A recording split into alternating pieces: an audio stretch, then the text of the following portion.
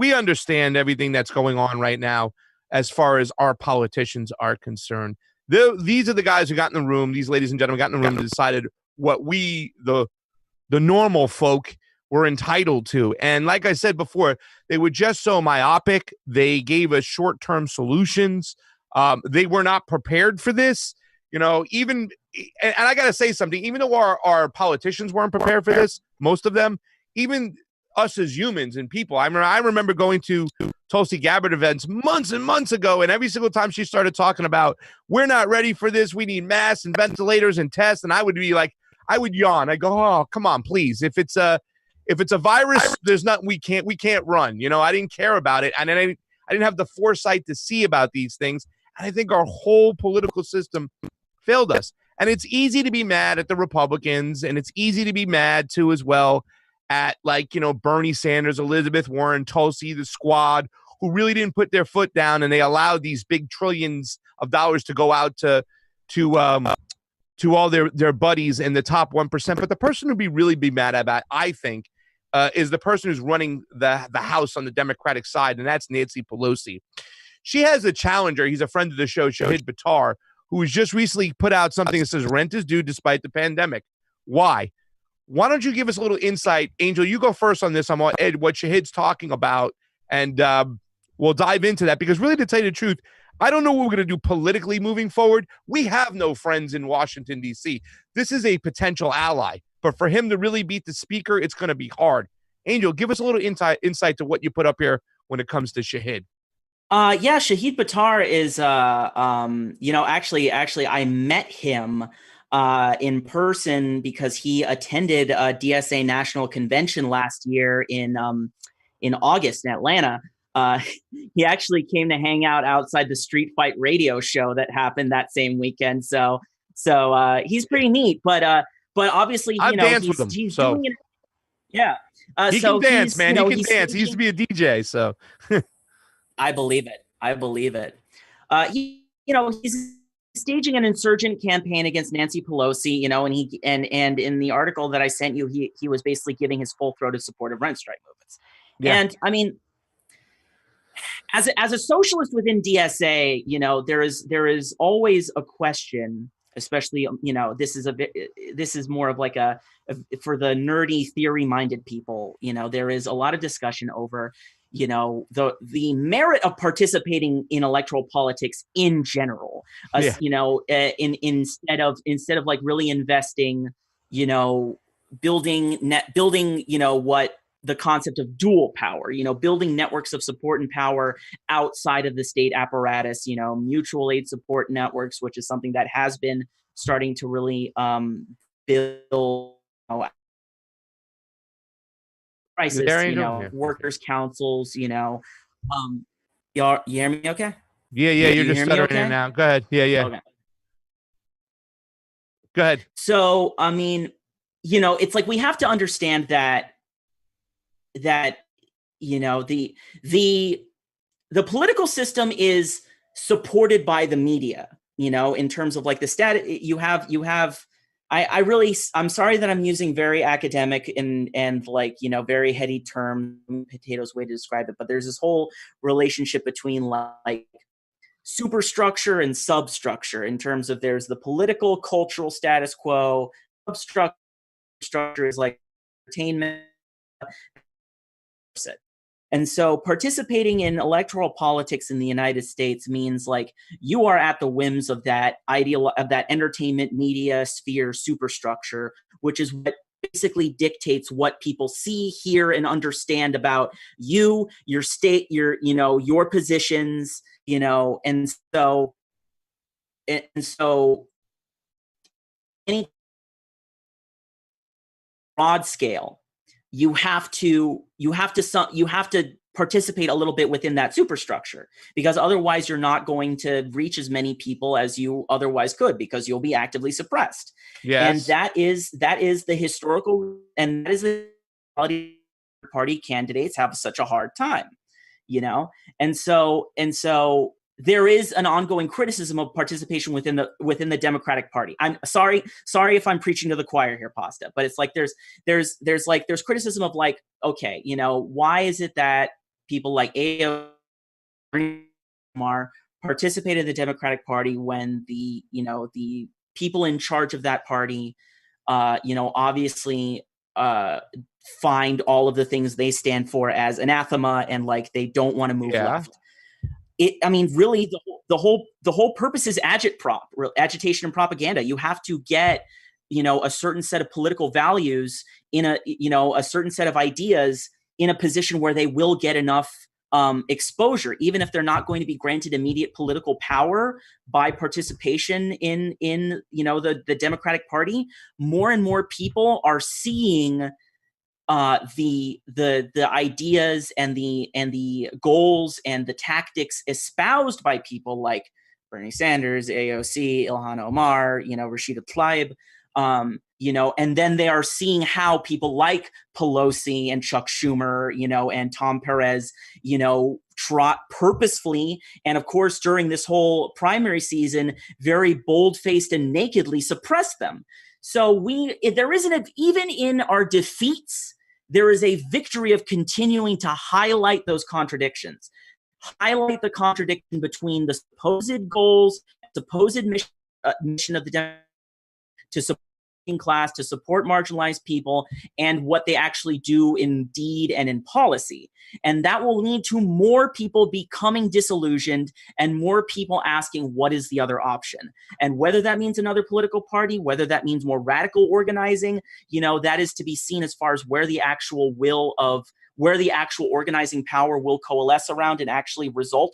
But it's the heartbreaking reality of socialist anti-capitalist organizing is that it is a long-term project. Well, we will have to. I think one of the parts building power. I think one of the parts is the fact that it's such a big label when you use the word socialism, whatnot, and stuff. Because I'm not necessarily anti-socialist. I'm not anti-capitalist. I want some type of quasi. I want to take the best of both. I don't believe that's called being a social democrat. Well, of sorts too. Yeah, in some incidences, but what is the option, Madeline, moving forward? Because what Angel said, I kind of agree with to some extent. You know what I'm saying? I don't look at the squad as agitators. I look at them as grandstanders who will eventually capitulate to what Nancy Pelosi wants. And especially on certain issues that are important to me, like when it came to Venezuela, AOC was off. When it came to Presley, her endorsement of Elizabeth Warren was kind of funny. Even Ilhan Omar, she's been all over the place when it comes to certain things. Yeah, I like the fact they've been agitators at certain times, but it seems at the end of the day, you can't make any waves within the Democratic Party. Being a person who just worked for the Bernie Sanders campaign, what is your option and what are your thoughts moving forward politically? Great question, Pasta. I think a lot of us who just, experienced, hardcore what a loaded supposed democratic process looks like. I think a lot of us are having a true reflection moment, really trying to ponder how we want to use our energy to move forward, right? And where our energy is best spent. The electoral process and the DNC and that, our supposed democracy is really, really hurting. A lot of people are fed up with even participating. And that doesn't necessarily, even if you withdraw, that doesn't necessarily get anything done in the system you're trying to expose and transform. So I think there's just we're having this kind of pause moment, much like the COVID crisis itself, where we're really having to acknowledge that the world we thought was there is not, and that the corruption, the rot is even deeper than maybe some of us anticipated. So I think there is this really interesting moment and crossroads that a lot of organizers are in, where it's like, hey, do we work within the system and try to transform it from within? Or do we completely extricate ourselves from a corrupt system and build new mechanisms of support and power and force the politicians to come to us? So for me, I am definitely engaging in more community power building in this moment. I gave everything I had to the campaign, to the Bernie Sanders campaign. I think that a lot of us did a lot of really great work, but it was very clear that the systems of power were stacked against us, and that those hurdles were not able to be overcome. And in fact, some of those realities weren't even acknowledged or strategized effectively from within the campaign. So for myself, it's like, hey, okay, so I want to take a step back, learn a little bit from, what this kind of spectacular defeat and this head-to-head matchup of people power versus establishment power. I want to kind of go, wait, where is the need? How do we replace and call to account these systems of power that have not understood the power of working people, the power of folks who have not been acknowledged by our democracy, who aren't being supported by our democracy? How do we really work with them so that they can demand more from a system that has been weaponized against them?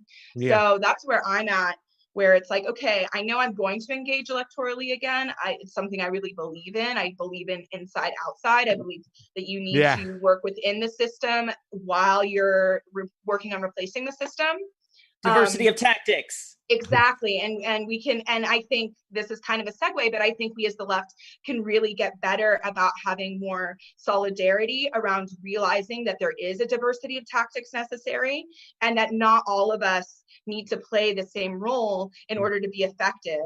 If you look at the Koch brothers and this sort of massive mind meld they've worked on over the last 40 years, it was by entering every single institution of power, as well as developing their outside power build that have, of course, with almost unlimited resources, which, the little different levels of resources that we're working with. But that's really how they built a strategy that has been so effective in shifting the mindset of America over a very long process. And it is by diversity of tactics. And we on the left need to do a similar diversity of tactics to really shift the cultural mainframe. Let me jump in here, because I think that's where we're kind of like, see, what ideologically we might be more on the left than we are on the right. I think that's very simple for a lot of us to say. But politically, I found out that I've had a lot more in common with people on the right than I have on the left. For instance, I'm all about transparency. I'm all about fair elections. I'm all about, our civil liberties being protected. Well, it's little small members of the Libertarian Party like Thomas Massey, who is the only one to call for a recorded vote on the CARES Act, the only one to call for transparency, the only one to say, let's stop giving out these big donations to up top. So that's why I find it an interesting question, because I know you're at that pause moment, Madeline, because a lot of people thought they're just going to go into the left, change things on the left, and get it done. Why haven't we, if we're using a diversion of tactics and we're using all these tactics, why hasn't anybody tried to go do the same thing on the right? Because I don't believe it's about right or left. I believe it's about all these issues on the periphery that which really we have a lot in common. That being the libertarians with your civil liberties, election integrities. They are way more non-interventionist on the right in the libertarian movement there are on the establishment left, where we do care about Medicare for all and a Green New Deal. They might not agree about those things, but it seems like the cancel culture of the left is to say these people are no good no matter what on the right and demonize them. So I have something to add, but I'll let Madeline go first. But I definitely want to respond to that question after Madeline's done. We got 9 minutes. Nine minutes. Well, Madeline, go first. I'll be brief and passionate. I think if the world is a circle, right? We're discovering that we've been divided and chopped into so many pieces, and actually we may be on a spectrum much closer to folks considered a hard right with the left than we actually are with the more centrist establishment folks. And I have been really intrigued and had ongoing conversations with my friends who are on the right, more libertarian seeming, and really I found a lot of commonality in the issues that we see. It just is maybe our approaches to how we see vision solving those issues that can be very different. However, I think is definitely a huge spectrum of area that we agree upon and can work together to accomplish. And also, I think we do ourselves a disservice when we break apart our class solidarity into these ideologies. Absolutely. And that we need to actually go back to basics and find the solidarity between us as working class people before we start labeling party structures, because what has been so clearly illuminated is that both parties are serving the same master. Both parties have the same funding, and so they're really two sides of a single monster, and they're not for the working class in either party. I mean, before we go to Angel, let me tell you something. Madeline, I was going to go, and I called you one night. I went to a guy who ran for a libertarian president. He was running a little get together and stuff like that. There were some of my non-interventionist foreign policy friends on the left that I brought with me, and I had a great time. And I can always invite someone like you, but the people that we associate with sometimes, the activists that we get in the street with sometimes, they won't even listen to those guys because they're sitting on that side. How do we fix this problem moving forward? Because even myself, like with a lot of those people, it's like, I don't feel like I have a seat at the table here just because Medicare for All and Green New Deal aren't my number 1 and 2 issues. I don't believe they exist unless we fix our elections, unless we fix our civil liberties, unless we stop our imperialistic ways. We can't even address those things, but yet I'm shut out. How do we make these people on the left? How do we shake them to say, hey, man, we got to work together? Angel, do you want to take that?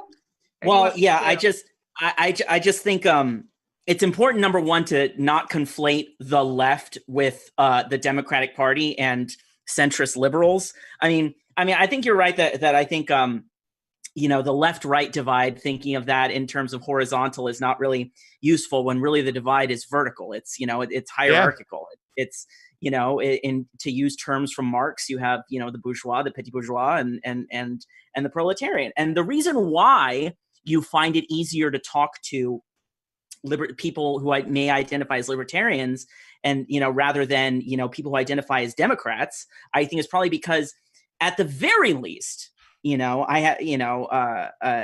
libertarians try to speak to class issues in some way, but the Democratic Party has a vested interest in ignoring issues of social and economic class, because like as Madeline said, it's like really.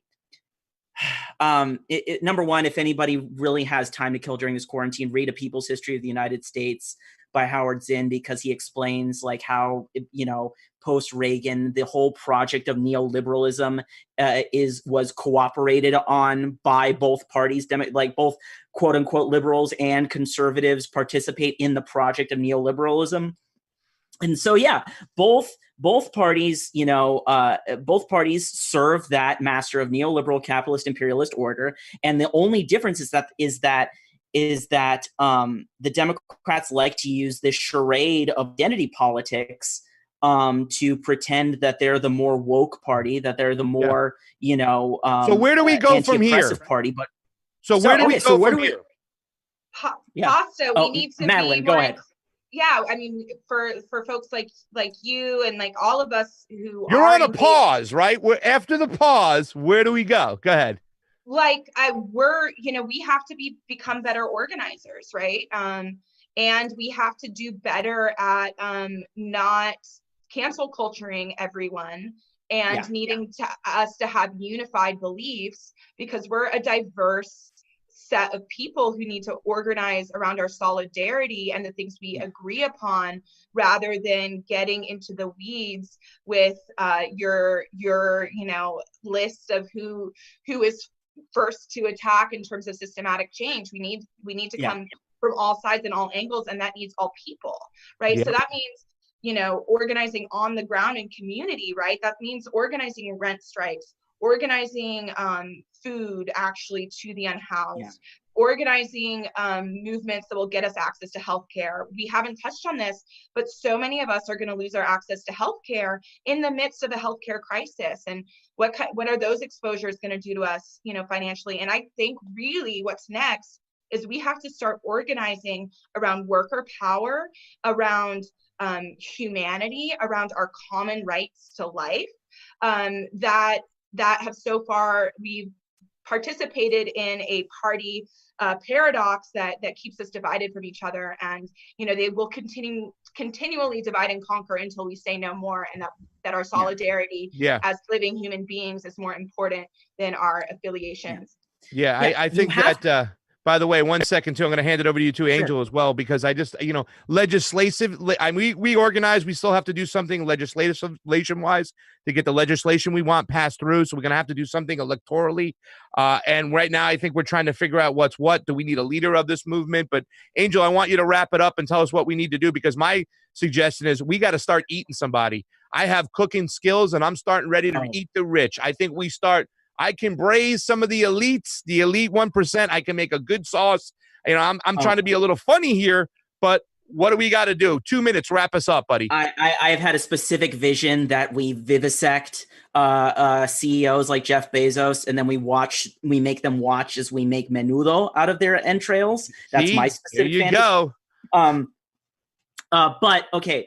You need to speak to people's concerns, and you need to present a political vision that speaks to their concerns. And if they don't see things your way, even Mao Zedong said, you have to struggle with people who aren't radicalized yet. And by struggle, meaning putting in the work of trying to engage with them to make them understand why they will benefit from embracing a vision of change that, that includes class consciousness, that includes class solidarity. You have to reach out to people that say if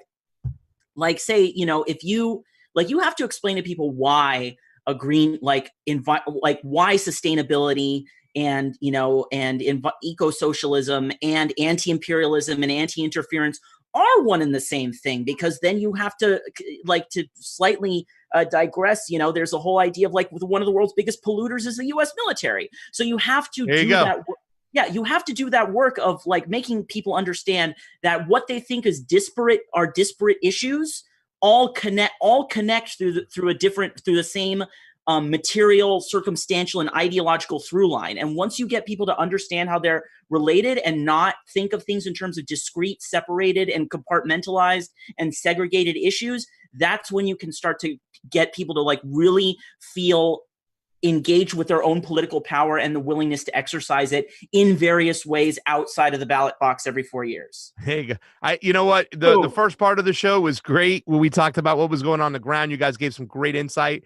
The middle part, we talked about rent strike. I think it's necessary and what we need. But the last part is tough, guys, because I don't know where we're going from here. If I had some karaoke right now, I'd be saying, where do we go from here? Because it's just a mystery. I think, Madeline, you worked. Yeah, Madeline, go ahead. Say another thing. Go ahead. Sorry, just to be really quick, I think we have an incredible opportunity here to organize power and force the politicians to come to us. And it's this type of pandemic, it's a rare state of emergency that can actually force change through need. But that's only if we organize and demand change from the power base. And believe me, the minute that folks recognize that they really could be eaten, the minute that they'll start to adjust their policy to actually address the life or death issues that people on the ground are facing. Yeah. There we go. We organize and the politicians will come to us. Trust organize, eat one of them, and let them know we got to do it on television, right, Angel? They got to see us. Pasta, whenever you ask yourself what direction to go to, just remember there is only one direction in which to go. Hasta la victoria siempre. That sounded beautiful.